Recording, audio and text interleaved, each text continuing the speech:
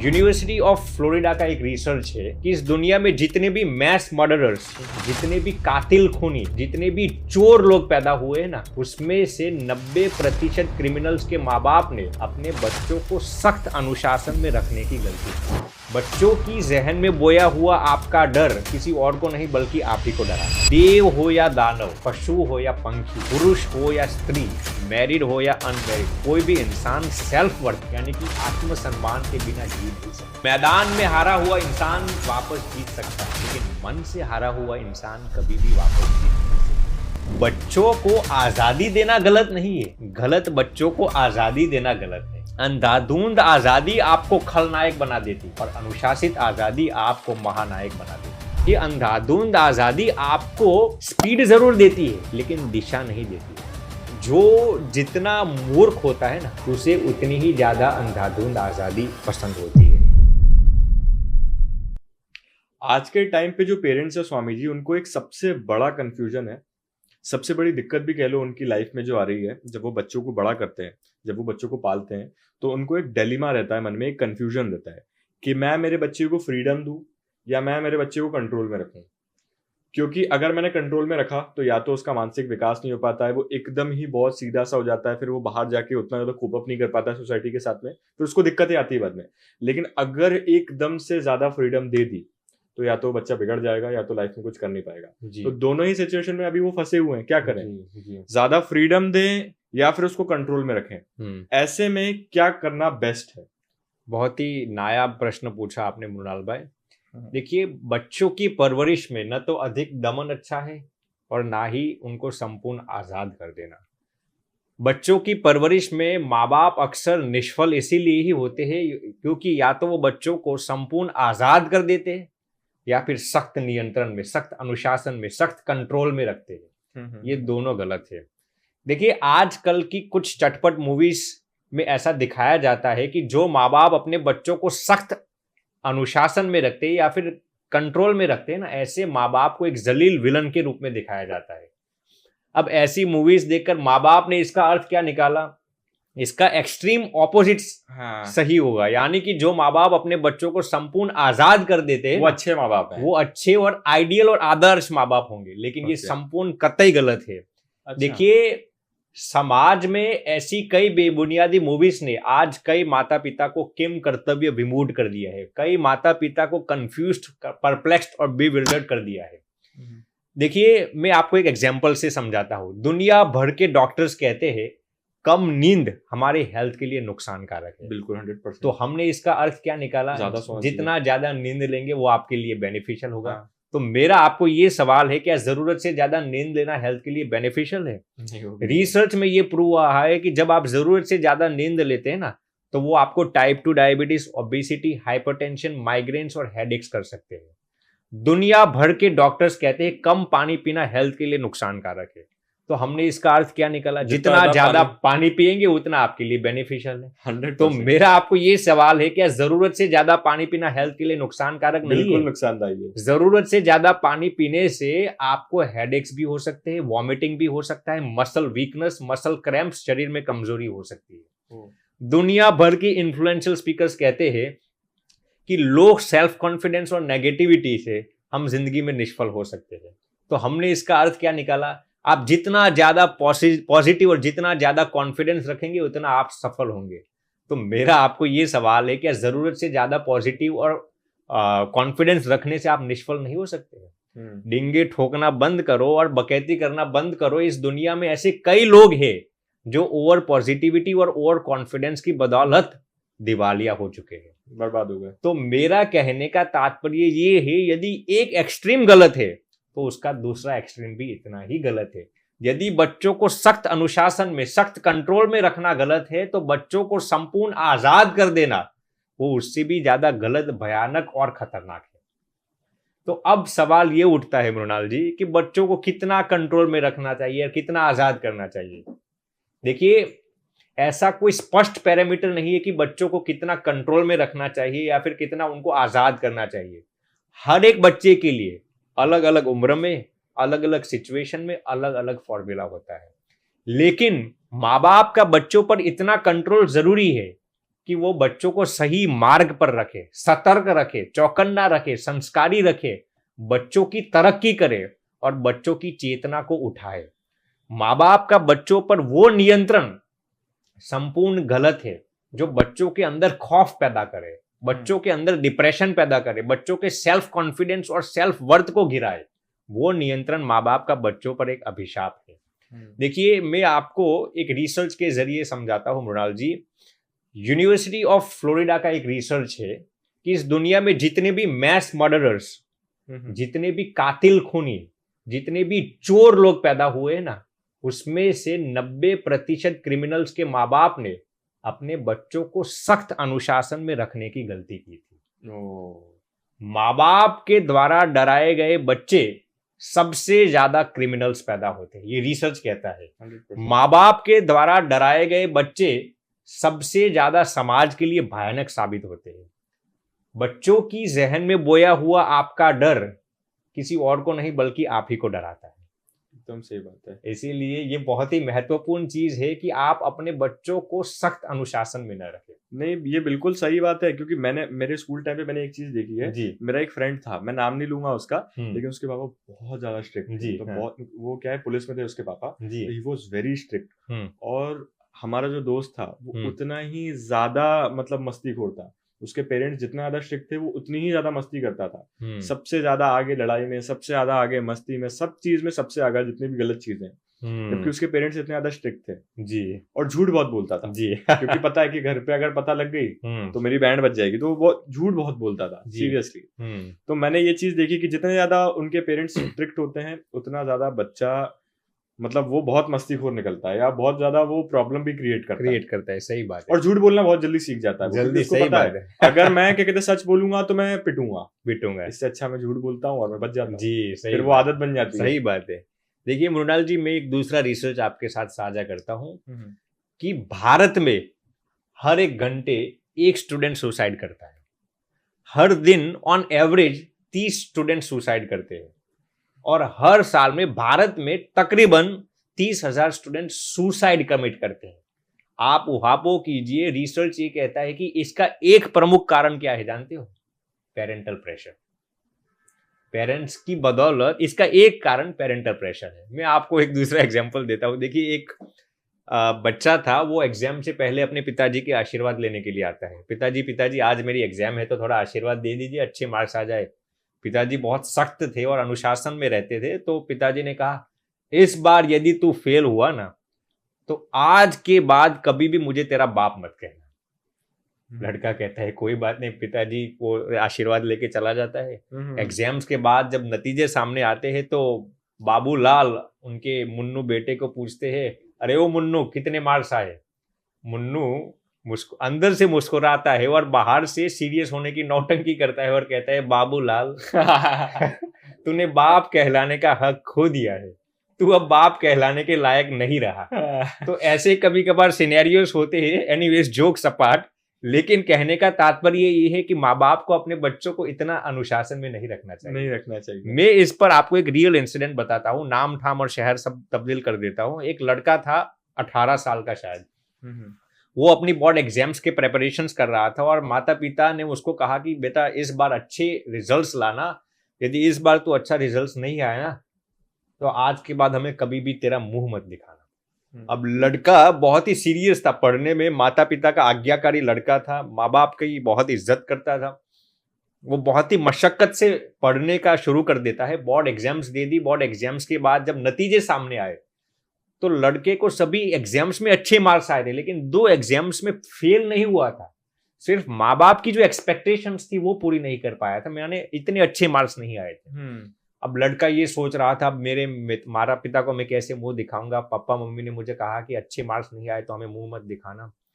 लड़के को ये शब्द इतने जच गए कि वो घर आने से पहले एक निर्णय ले लेता है। वो एक पत्र लिखता है माता पिता को, मेरे प्यारे माता पिता, मैं आपकी एक्सपेक्टेशंस में खरा नहीं उतर पाया, मैं आपकी एक्सपेक्टेशंस पूरी नहीं कर पाया, इसलिए जबरन बेबस होकर मुझे ये निर्णय लेना पड़ता है। ऐसा पत्र लिखकर वो बच्चा सुसाइड कमिट करके मर जाता है।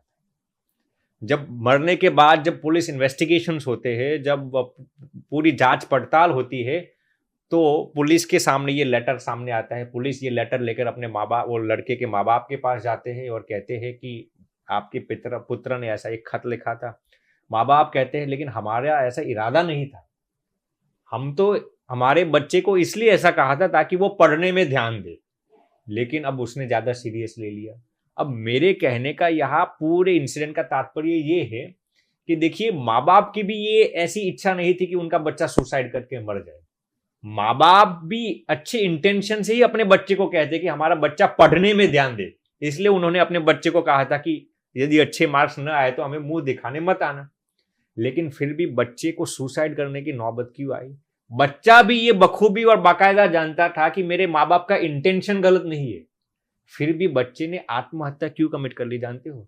क्योंकि माँ बाप ने बच्चे का भला करने से पहले उसके सेल्फ वर्थ को, यानी कि बच्चे के आत्मसम्मान को मार दिया था। और जब भी किसी भी इंसान का आत्मसम्मान मर जाता है, वो सुसाइड करने के लिए बेबस हो जाता है। देखिए मृणाल जी, इस दुनिया में जितने भी लोग सुसाइड कमिट करते हैं ना, इसका अर्थ ये नहीं कि उनका प्रॉब्लम सबसे बड़ा था और उनकी प्रॉब्लम का कोई सलूशन ही नहीं था। आप जितने भी लोग सुसाइड करते हैं ना, उनको भी ये पूछेंगे ना तो वो भी कहेंगे मेरी प्रॉब्लम का सलूशन हो सकता है, या फिर उनकी प्रॉब्लम सबसे बड़ी नहीं है, फिर भी उनको सुसाइड करने की नौबत क्यों आती है जानते हो? क्योंकि जब भी इंसान को ये एहसास हो जाता है ना कि मेरा आत्मसम्मान मर गया है, तब इंसान बेबस होकर सुसाइड कमिट करता है। उसके पास कोई ऑप्शन नहीं होता है। देव हो या दानव, पशु हो या पंखी, पुरुष हो या स्त्री, मैरिड हो या अनमैरिड, गृहस्थ हो या सन्यासी, कोई भी इंसान सेल्फ वर्थ यानी कि आत्मसम्मान के बिना जी नहीं सकता। इस दुनिया में किसी भी इंसान को सबसे प्यारी अजीज चीज क्या है जानते हो? अपनी सेल्फ वर्थ। इंसान दौलत, शोहरत, प्रसिद्धि, सफलता भी क्यों प्राप्त करना चाहते हैं जानते हो? क्योंकि वो जानता है कि दौलत कमाने से, सफलता प्राप्त करने से उसकी सेल्फ वर्थ यानी कि आत्मसम्मान बढ़ती है। इसीलिए कभी भी किसी के सेल्फ वर्थ के साथ खिलवाड़ मत करना। वो आपका सबसे करीब का इंसान ही क्यों ना हो, आपका बच्चा ही क्यों ना हो, शिष्य ही क्यों ना हो, पत्नी ही क्यों ना हो, भाई ही क्यों ना हो, जब भी आप किसी के सेल्फ वर्थ के साथ खिलवाड़ करेंगे ना, तो इसका नतीजा एक ही आएगा, वो इंसान आजीवन आपसे दूरी बना लेगा। इसलिए यदि आप जिंदगी में सुखी रहना चाहते हो ना, तो हमेशा दूसरों के सेल्फ वर्थ यानी कि आत्मसम्मान की इज्जत करना सीखो। मैं आपको गारंटी के साथ कह सकता हूं कि वो इंसान कभी भी आपका विश्वासघात नहीं कर पाएगा। वो इंसान आपके लिए कुछ भी कुर्बान करने के लिए तैयार हो जाएगा। लेकिन हम सामने वाले इंसान के सेल्फ वर्थ के साथ कब खिलवाड़ करते हैं जानते हो?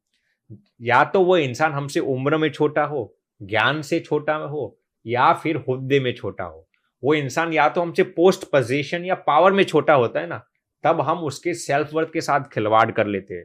देखिए, हम उसके सेल्फ वर्थ के साथ खिलवाड़ करते, उसने हमें ये परमिशन नहीं दिया कि आप मेरे सेल्फ वर्थ के साथ खिलवाड़ करो। और किसी के सेल्फ वर्थ के साथ खिलवाड़ करने का एक ही नतीजा है, आपकी बर्बादी, आपकी अधोगति, आप नष्ट हो जाएंगे। इसीलिए बच्चों के सेल्फ कॉन्फिडेंस के साथ, बच्चों के सेल्फ वर्थ के साथ मृणाल जी, मेरा ये मानना है कभी भी हमें खिलवाड़ नहीं करना चाहिए।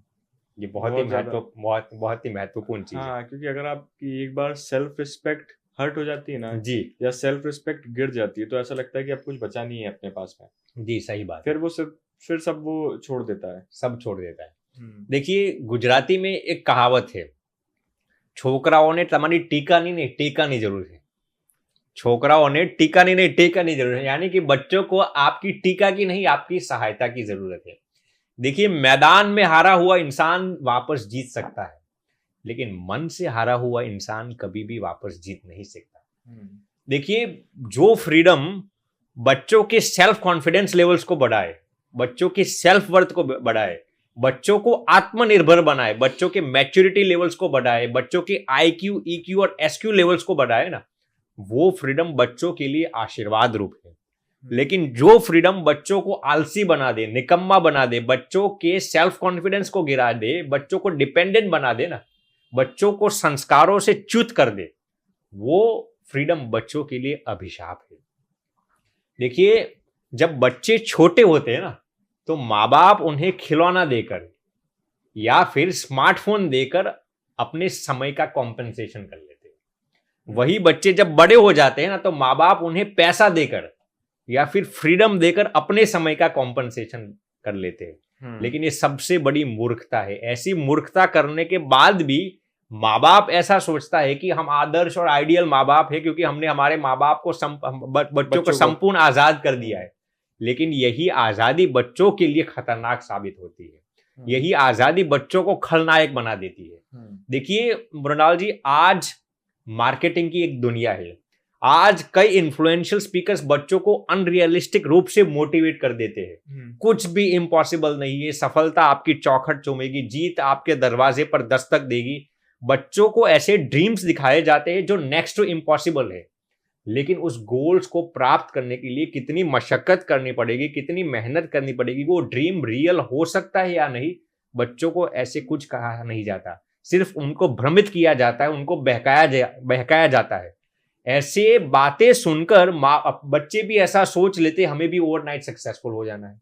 फिर बच्चे क्या करेंगे, अपने माँ बाप के पास आएंगे, कहेंगे पिताजी मुझे ये बनना है। अब पिताजी ने बच्चों को पैदा कर लिया, उनकी परवरिश के लिए उनके पास समय नहीं है। पिताजी कहेंगे बेटा तुझे जो बनना है वो बन, उसमें मेरी पूरी फ्रीडम है, मेरा पूरा सपोर्ट है, मैं तुझे जो कुछ पैसे चाहिए सब दूंगा। पिता ऐसा समझता है कि मैंने मेरे बच्चे को संपूर्ण आजाद करके मैं एक आइडियल बाप हूं। लेकिन यही आजादी बच्चे के भविष्य को वाकई बर्बाद कर देती है। देखिए, मैं आपको इस पर एक छोटा सा एग्जाम्पल आपके साथ यहां पर साझा करना चाहूंगा। आपने शायद कभी कभार सुना होगा कि कई माँ बाप ऐसे होते हैं जो बच्चों को गलत तरीके से आजादी देकर उनके भविष्य को बर्बाद कर देते हैं। देखिए, जब मैं अमेरिका में था ना, तो शिकागो में मेरे कई मित्र थे। मेरे एक मित्र के घर पे मैं जाता हूँ, वो लड़का बहुत ही माने बिजनेस माइंडेड था, आपके जैसा। तो मैं उसके घर पे गया, बहुत ही यूथ था, अपनी युवानी में था। अब उसके टेबल पर मैंने एमकेट की एग्जाम्स के पुस्तक देखे। एमकेट यानी अमेरिका में जिसको डॉक्टर बनना है ना, उसको हम मेडिकल कॉलेज एडमिशंस टेस्ट कहते हैं। तो मैंने कहा कि यार तू डॉक्टर बनने के लिए तैयारियां करता है? वो कि हाँ मुझे डॉक्टर बनना है। मैंने पूछा क्यों डॉक्टर बनना है तुझे? मैंने कहा तू तो अच्छा बिजनेसमैन बन सकता है। वो कहता मैं भी बखूबी जानता हूँ कि मैं एक अच्छा बिजनेसमैन बन सकता हूँ। मैंने कहा क्यों डॉक्टर बनना चाहता है? वो कहते मेरे सभी फ्रेंड्स डॉक्टर बनना चाहते हैं, तो मैं यदि डॉक्टर नहीं बनूंगा तो मेरे फ्रेंड्स सोचेंगे ये दिमागी तौर पर कमजोर है, अक्ल का शत्रु है, खोपड़े का खाली बैल बुद्धि है। तो फिर वो आगे भी बताता है कि मेरी जो गर्लफ्रेंड है ना, वो भी एमकेट की तैयारियां करती है, मैंने डॉक्टर बनना चाहती है। यदि मैं भी डॉक्टर नहीं बनाना तो मेरी गर्लफ्रेंड सोचेगी ये भी अक्ल का शत्रु है, मेरे से दिमागी तौर पर कमजोर है, लेस स्मार्ट है मेरे से। मैंने कहा यार तेरी गर्लफ्रेंड को दिखाने के लिए, तेरे फ्रेंड्स को दिखाने के लिए अपनी पूरी जिंदगी क्यों दाव पे लगाता है? तू एक अच्छा बिजनेसमैन बन तो डॉक्टर से भी ज्यादा कमा पाएगा। मैंने उसको तकरीबन आधे घंटे तक समझाया, वो समझने के लिए तैयार नहीं था, कुछ समझने के लिए तैयार नहीं था। फिर मैंने अंत में उसको एक प्रश्न पूछ लिया, तेरे पास कोई प्लान बी अवेलेबल है? मान लीजिए कि तू डॉक्टर नहीं बन पाया तो प्लान बी तेरे पास कुछ है? जैसे ही मैंने उसको ऐसा कहा, उसके पिताजी बराबर दीवार के बाहर, रूम के बाहर कान सटाकर खड़े थे और सब कुछ सुन रहे थे, और अंदर कमरे में आए और कहा कि यार क्यों, उस वक्त में संत नहीं था, तो कहते तू यार क्यों मेरे बच्चे को डीमोटिवेट करता है, क्यों मेरे बच्चे के उत्साह को कम करता है? मैंने कहा मैं आपके बच्चे का उत्साह कम नहीं करता, उसको डीमोटिवेट नहीं करता, मैं उसको रियलिस्टिक सोचने के लिए मजबूर करता हूँ। मान लीजिए वो डॉक्टर नहीं बना तो उसके पास कोई प्लान भी है? उसके पिताजी कहते हैं कि यार पैसे मुझे खर्च करने हैं, बेटा मेरा है, तो तुझे उससे क्या लेना देना है? वो वहां तक बोल गए शायद तुझको मेरे बेटे के साथ ईर्ष्या या जलन होगी। अरे बाप रे। मैंने कहा भैया ईर्ष्या या जलन नहीं है, लेकिन मैं उसको रियलिस्टिक सोचने के लिए मजबूर करता हूँ। फिर उसके पिताजी को अच्छा नहीं लगा तो मैं फिर धीरे से चला गया वहां पे। 2-3 साल तक वो बच्चा लगातार एमकेट की तैयारियां कर रहा था। हर बार कम मार्क्स आ रहे थे, कम पॉइंट्स आ रहे थे, मेडिकल कॉलेज में एडमिशन ही नहीं मिल रहा था। 3 साल तक वो अपना 1 साल के बाद वेस्ट करता रहा। 3-4 बार एमकेट दी, अच्छे मार्क्स ही नहीं आ रहे थे। नौबत ऐसी आई कि वो बच्चा इतना डिप्रेशन में चला गया कि वो किसी दूसरे डॉक्टर को भी देख लेता ना, उसको देखकर वो डिप्रेशन में चला जाता है, यार मैं डॉक्टर नहीं बन पाया, ये बन गया। वो वहां तक सिनेरियो हो गया, वो यदि डॉक्टर शब्द भी सुनता था ना, वो सीवियर डिप्रेशन में चला जाता था। डॉक्टर्स ने, उसके साइकोलॉजिस्ट ने उसको, पिताजी को कहा कि इस बच्चे के आगे डॉक्टर शब्द भी मत बोलना, वरना ये सीवियर डिप्रेशन में चला जाता है। सुसाइडल थॉट्स आने लगे। अब मेरे कहने का तात्पर्य ये है वो बच्चा न तो अच्छा बिजनेसमैन बन पाया ना ही अच्छा डॉक्टर बन पाया। इसकी बर्बादी का कारण बच्चा नहीं है, मैं तो उसके बाप को ही जिम्मेदार मानता हूं, क्योंकि उसके बाप ने अपने बेटे की डिसीजन मेकिंग प्रोसेस में इन्वॉल्व ही नहीं हुआ। बाप के पास 8-10 मॉडल्स थी, बड़ा करोड़पति था, तो अब वो अपने बच्चों को आजादी दे दी, बेटा तुझे जो बनना है। अरे बाप, भले ही आपके पास पैसे हो, लेकिन आपको अपने बच्चे के डिसीजन मेकिंग प्रोसेस में इन्वॉल्व होना चाहिए। तो माँ बाप की सबसे बड़ी गलती ये होती है, वो अपने बच्चे की डिसीजन मेकिंग प्रोसेस में, बच्चा क्यों ऐसा करना चाहता है आप उसमें इन्वॉल्व तो होइए, फिर आप उसको आजादी दे दीजिए आपको जो बनना है, लेकिन माँ बाप इसमें इन्वॉल्व ही नहीं होते। दूसरा एग्जाम्पल मैं आपको देता हूं, देखिए मान लीजिए कोई बड़ा पर्वत है, नीचे समुद्र की खाई है। अब युवा लोग पर्वत से नीचे समुद्र में छलांग लगाते हैं, जो भी लोग छलांग लगाकर बाहर आ जाते हैं उनको 10 लाख का इनाम दिया जाता है। आपका बेटा कहेगा पिताजी मुझे भी समुद्र में छलांग लगानी है। तो एक बाप होने के नाते आपकी ये जिम्मेदारी बनती है कि बच्चे को ये समझाइए, देख बेटा तुझे छलांग लगानी है तो लगा सकता है, तू यदि जीत कर बाहर आएगा तो हीरो बन जाएगा और मर भी सकता है। आप उसको ये स्टैटिस्टिक्स को दीजिए, बेटा आज तक समुद्र में जितने भी लोग गिरे हैं उसमें से कई लोगों के कंकाल भी बाहर नहीं आए और कई लोग बाहर निकलकर हीरो भी बन गए हैं। तो आप उनको क्या सही है क्या गलत है वो तो समझाइए, फिर आप निर्णय उस पर छोड़िए। माँ बाप क्या करेंगे, नहीं बेटा ये तेरे लिए अच्छा नहीं है, तुझे समुद्र में छलांग नहीं लगेगी, या फिर बेटा तुझे जो करना है वो कर, ये दोनों गलत है। आप उसको सही समझाइए फिर निर्णय इस पर छोड़ दीजिए। इस पर मैं आपको बहुत ही नायाब इलस्ट्रेशन देता हूं स्टीव जॉब्स का। देखिए निक बोल्टन न्यूयॉर्क टाइम्स के एक प्रसिद्ध पत्रकार थे। वो 2010 में स्टीव जॉब्स के घर पे डिनर के लिए जाते हैं। जैसे ही घर पे जाते हैं तो निक बोल्टन डिनर के टेबल पर पूछते हैं, Steve your kids must be loving the new iPads and iPhones right. Steve jobs ने कुछ जवाब नहीं दिया। थोड़ी देर के बाद मुस्कुराते हुए कहा कि my kids haven't used the iPads yet. तो निक बोल्टन अचंभित हो गया कि तुम्हारे बेटे ने आज तक आईफोन्स या आईपैड्स का उपयोग ही नहीं किया। स्टीव जॉब्स ने कहा नहीं। फिर निक बोल्टन अचंभित होकर पूछता है क्यों, why haven't your kids used iPhones और आईपैड्स येट।